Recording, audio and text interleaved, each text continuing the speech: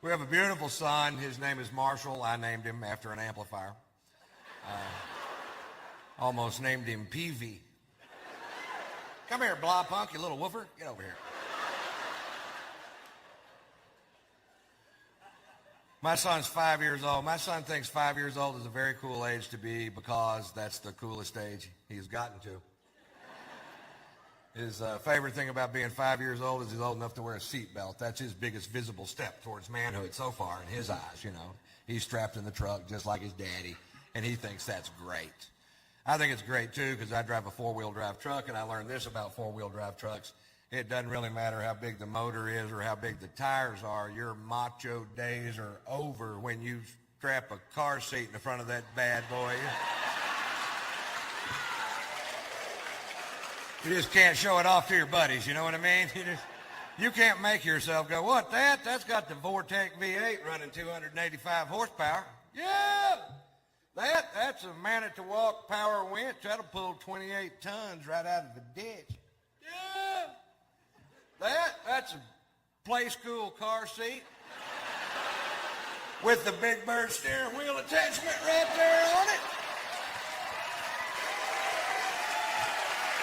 That's Bert on the blinker, Ernie on the windshield wiper. That's Big Bird in the middle. You can honk that fat bastard if you want to. Hell, in 2 weeks, I'll have the Cookie Monster flip mirror. Back-ordered it on me. I don't know how to drive the truck anymore. I bought this big two-story custom van to tour in. And it's kind of neat. It's got the James Bond couch in the back where you push a button, and the couch in the back automatically turns into a bed. And I'm like, well, that's cool. I finally got something over those Mercedes-Benz driving in-laws of mine. You know what I mean? When I first bought the van, I was real proud of it, and I took it straight over to my brother-in-law's house to show it off because he's such a prick.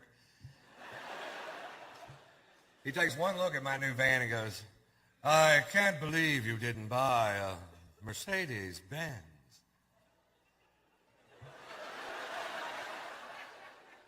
They don't make a van.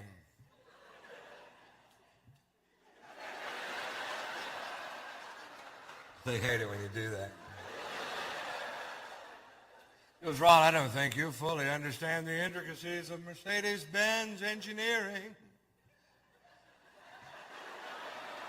Why, I've got the 3-inch windshield wiper that keeps my headlight clean in a rainstorm. I got a place to fuck your sister.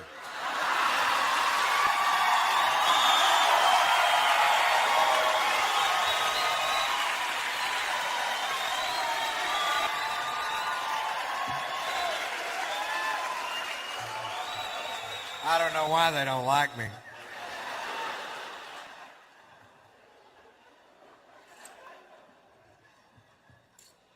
Bet you wish you had one of these.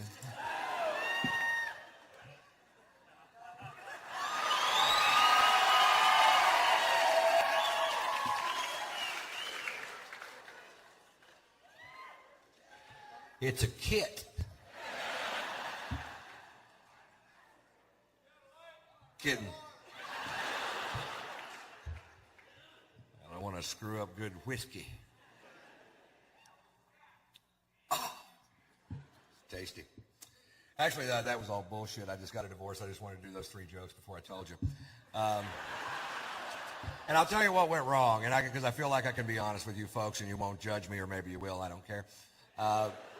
But I'll tell you, it's very, very difficult to marry out of your class. I come from a lower middle class family. My daddy worked his ass off his whole life for not very much, and that does not make you better than me. You know what I mean? My dad was a good man. And, right.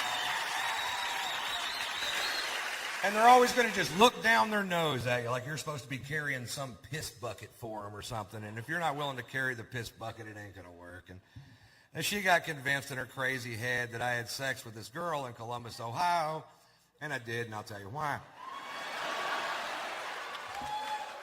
When you enter into a monogamous relationship with somebody, you usually do it at a point in the relationship when you're having a lot of sex. So you're willing to sign the papers. I'll only have sex with you, ever, ever, ever, ever. Well, if that person stops having sex altogether, Why, you find yourself in quite a pickle.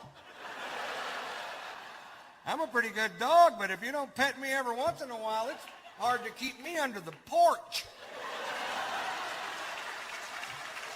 I'm not as flexible as a real dog. And I'll tell you what happened, too. I was in Columbus, Ohio. I hadn't been laid in 3 months. 3 months. You can't go 3 months without having sex with me. I'll go have sex with somebody else. I know. I've seen me do it.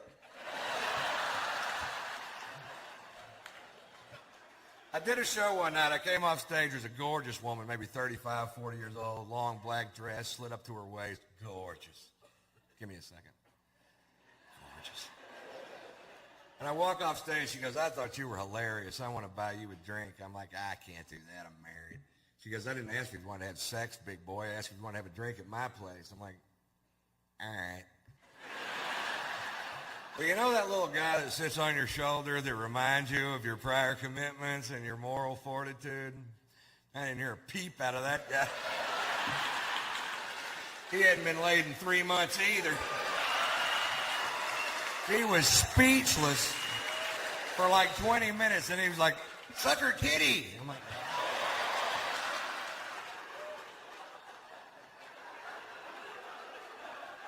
I was gonna. I'm having a three-way with my conscience. As soon as the whole thing's over, he's back at his post. That was wrong, mister. I'm like, hey, 20 minutes ago, you were beating off on my shoulder, monkey boy. I hate him. He smokes pot. He burned a hole in my other jacket.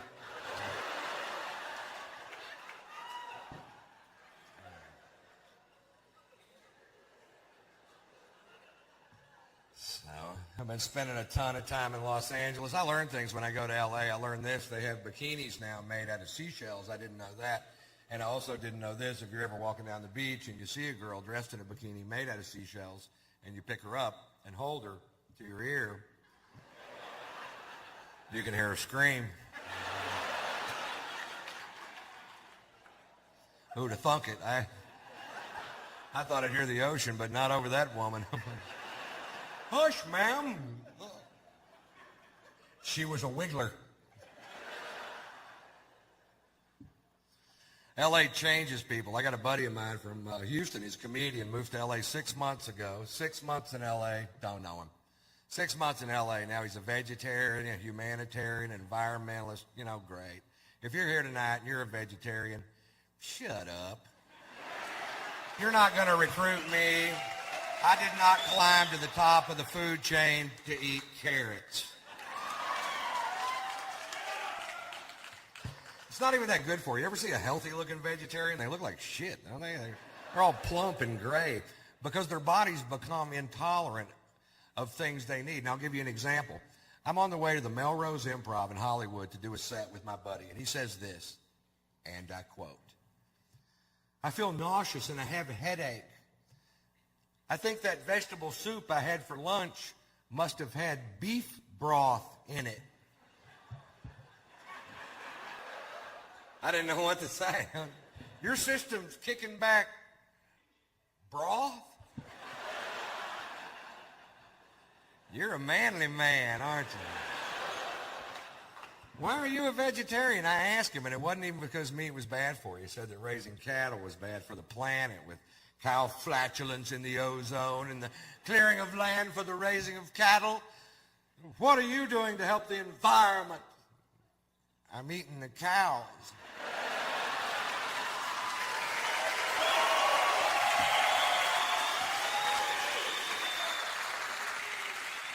But I'm only one man. Whatever the hell that meant.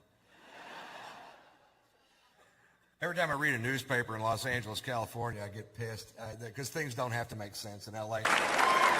We've had a blast since we've been here, man. I tell you, we went out last night. I got so drunk. I woke up this morning and somebody had shit my pants.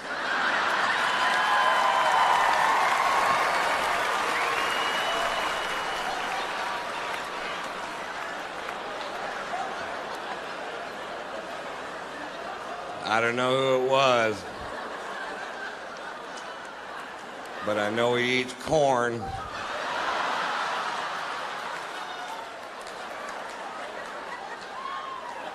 And cake.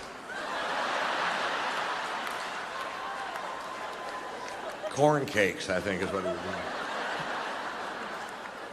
I just got back from Europe. I took my son, Tater, to Europe. We were in Spain during the running of the bulls, but we didn't go to the event because we couldn't figure out why you would. The people that we know that live there were pitching this really hard, and they said that this event's been going on for over 500 years. And I'm like, what? Really? And they explained it to us. Apparently 540 years ago, a bunch of gay sailors in white suits with red scarves got all fucked up and turned loose the cattle and tried to, I'm paraphrasing.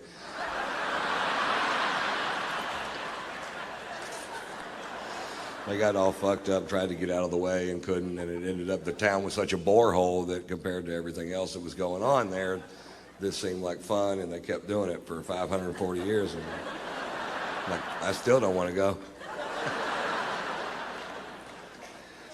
And this year, 2 people died, and they said it was a huge tragedy. But I think before you call something a huge tragedy, I think you need to first determine exactly which 2 people died. Maybe it was 2 people we didn't need. They weren't very bright, I can tell you that for sure.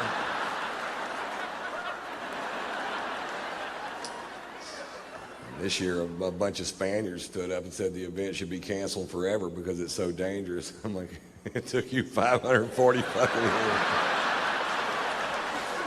Hey, fuck that, man. Have 2 a week. We changed the name from the running of the bulls to the thinning of the herd.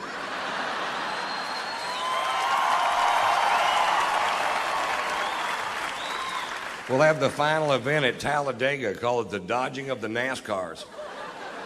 You ready? Go. Vroom, pop. They're quick, aren't they? You might want to turn your wipers on, Dale.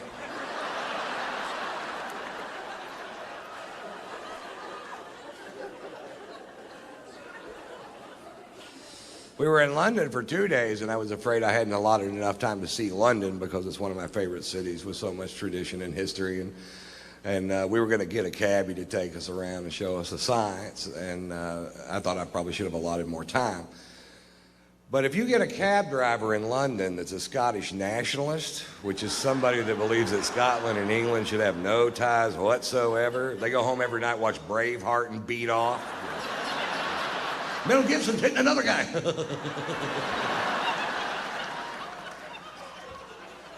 If you get a Scottish nationalist for a cab driver in London, you can see that city in about 10 minutes. I wouldn't go to Buckingham Palace if they paid me. I changed out my guards just for pussies and what it is.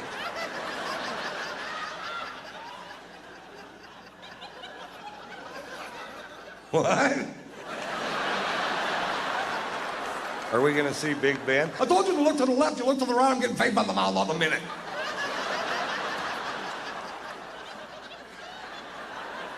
What?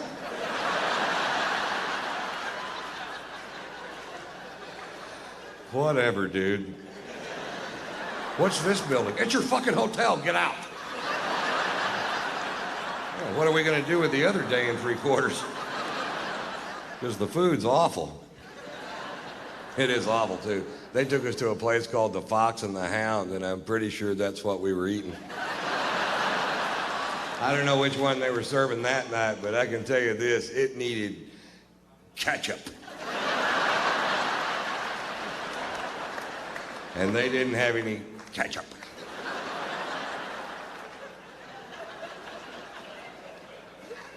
I wanted to take my son to see St. Paul's Cathedral, the 2nd largest cathedral in the world, and it was closed because the next day was the Queen's birthday. I'm like, well, this is a church. Jesus doesn't take a day off because this woman aged. What if this were the day I wanted to give my life to Christ? It wasn't. But what if it would have been? I'd have been screwed, that's what. I have no idea what you'd ever get the Queen of England for her birthday. That's got to be a tough old broad to shop for, doesn't it? I bought my wife a breast implant for her birthday, and I've never been a big fan of plastic surgery, but I got to admit, I've had a lot of fun playing with these things. I haven't given them to her yet.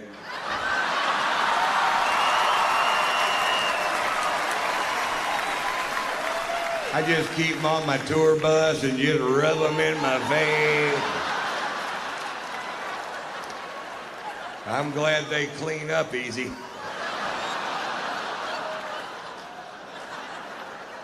What? I'm just glad they're not made out of corduroy. That's all I'm saying. I'd have to have them Scotch guarded.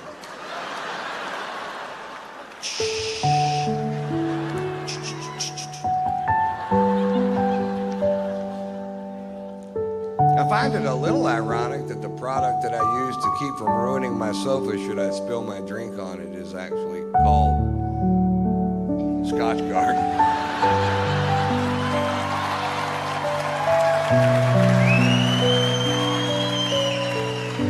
Sometimes things just work out perfect. Yeah, I'm looking for a product that'll protect my sofa should I spill my scotch on it. What do you have? We've got Scotch Guard.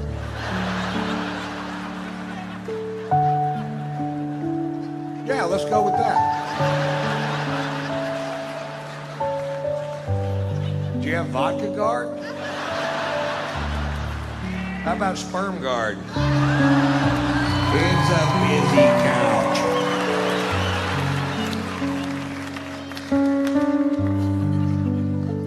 I found out when I got back from Europe that I was being sued by a paper plant. That's what the lawyers are for.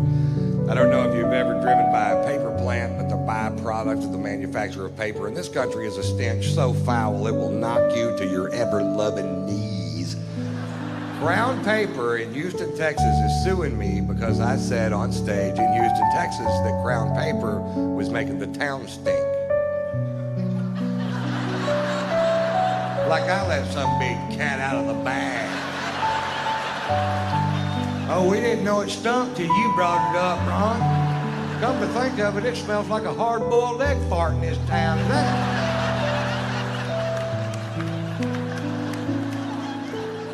Is that somehow your fault, Mr. White?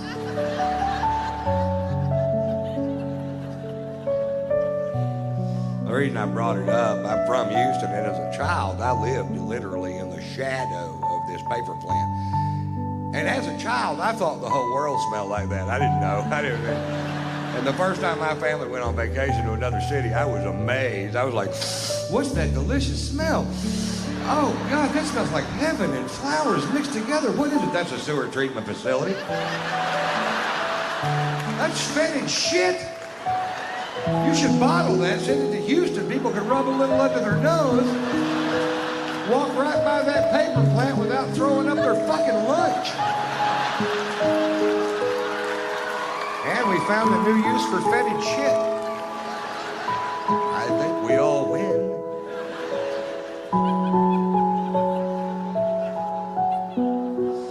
Actually, the reason I brought it up, I'm from Houston. I don't live there anymore, and I was just back in town doing some shows. And one morning I was reading the Houston Chronicle, and there was an article in the paper about that particular paper plant, and it said in the article that depending on which way the wind was blowing, that 2 million people could smell the stench produced by this one paper plant at a time.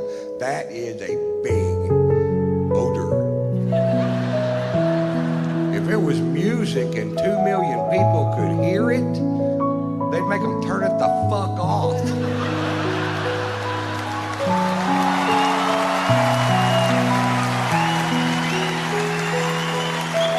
Because it's a smell, it's okay? No, it's not okay. Find a way to make paper that doesn't stink. It's not like you're trying to make catfish bait out of cabbage, goddammit. You're making paper out of wood. Paper doesn't stink, wood doesn't stink. You're doing something to make it stink. Fucking quit.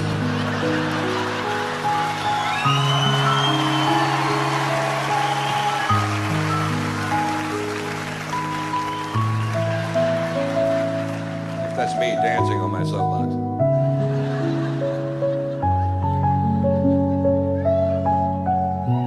love this country. I consider myself a patriot. I met my first wife during the Vietnam War. She was from this quaint little village outside of Phnom Penh.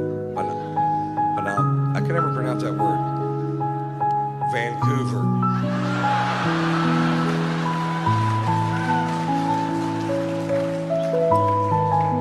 It's not true. It's funny, but it isn't true. I love this country.